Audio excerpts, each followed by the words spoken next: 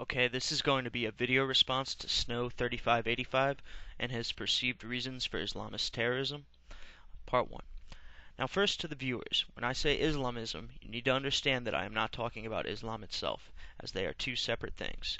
Islamism and the Islamist movement refer to political Islam, i.e. support for Sharia law and the like.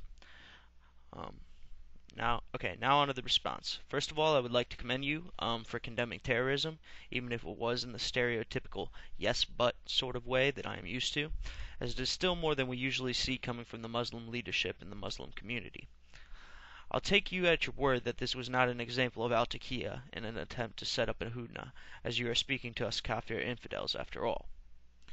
As to Israel and the Palestinian issue, first, I'm not going to get into the issue of whether the majority of the Palestinians were forced out by the Zionists or left of their own volition, or forced out by the invading Arab armies of Jordan, Lebanon, Iraq, Egypt, and Syria, as it will only serve as a distraction to the debate. Let us just say that there are powerful arguments on both sides, and leave it at that. Now what I do want to stress is this. Who, sir, is it that created the Palestinian refugee camps in the first place? That would be Egypt and Jordan, sir.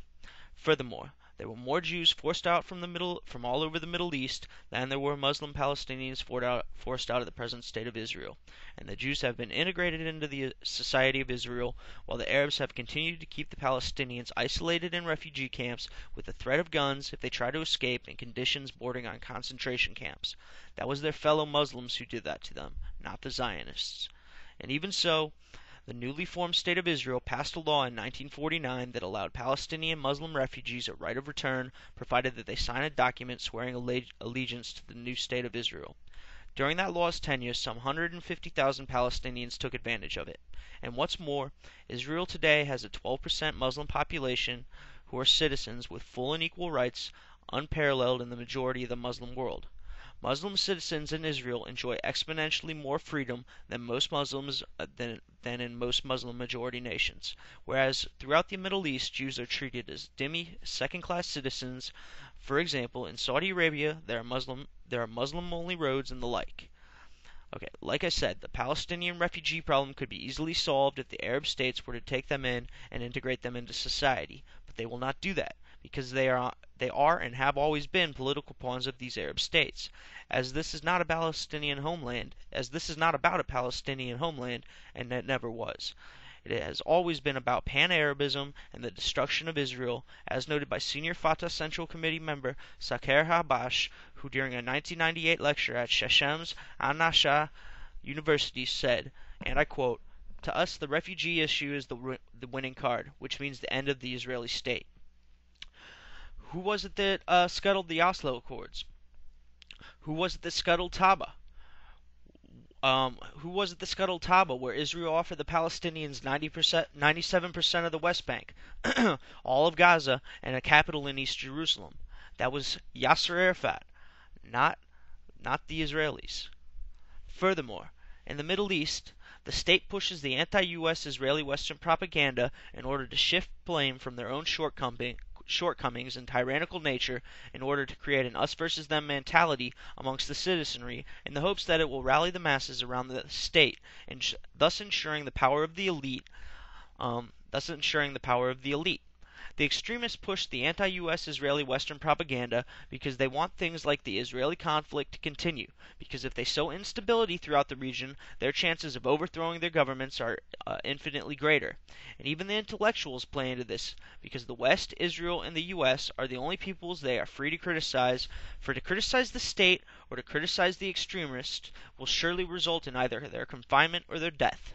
And while the reasoning behind the propaganda may be different, the outcome is the same, i.e., virulent anti-Americanism, anti-Israelism, and anti-Westernism throughout the majority of the Muslim world. Back to the extremists pushing the propaganda. We can see this, that they cannot afford a peace settlement in Israel. That's why whenever somebody recognizes the state of Israel, take Anwar Sadat for example, he was then assassinated by extremists from the Muslim Brotherhood. I would say extremist sects from the Muslim Brotherhood, but the Muslim Brotherhood itself is extremist. Okay, You can't honestly tell me that Algerian Muslims murdering their fellow Muslims en masse, or Arab Muslims murdering black Muslims in the Sudan, or Arab Muslims murdering Arab Christians in Lebanon, or Arab Muslims blowing up Hindus in Kashmir, or Muslims blowing up a school of children in, a school full of children in Russia, or Indonesian Muslims blowing up a club in Bali, or Muslims plotting to blow up an airport in Toronto, or Sunni Muslims blowing up a Shia mosque in Iraq, or Muslims rioting and murdering over Danish cartoons, or Muslims killing a Dutch filmmaker, or Muslims blowing up a wedding party in Jordan, or AQ operatives hijacking a Turkish plane have anything to do with the U.S. or Israeli foreign policy whatsoever. Furthermore, if it was our foreign policy as you claim, and not the spread of the Islamist movement, then certainly there would be comparable groups sprouting out of Latin America, Europe, or Southeast Asia, where our foreign policy has been far more exploitive and aggressive. In fact, U.S. foreign policy has more often than not been pro-Muslim generally and pro-Sunni Arab in particularly. In fact, the overall tally is staggering. During the last half century, in 11 of 12 major conflicts between Muslims and non-Muslims, Muslims and secular forces, or Arabs and non-Arabs, the United States has sided with the former group time after time. In fact, 11 out of 12 times. U.S. backing for Israel has been the sole significant exception to this rule. Yet what credit has Washington received for its aid? Arab anti-American radicals have distorted the record and ignoring all the positive examples and focusing only on the U.S. support for Israel. Even Arab moderates, direct beneficiaries of U.S. aid, virtually never express gratitude for benign American measures or even mention them at all. It just doesn't add up, sir. Islamist terrorism has nothing to do with what we have done, but what they want. Namely, the restoration of the caliphate, the resurgence of puritanical Sharia Islam, as the Islamists assert that it was under the first few generations after Muhammad. I'm going to have to stop it there. You'll have to listen to part 2.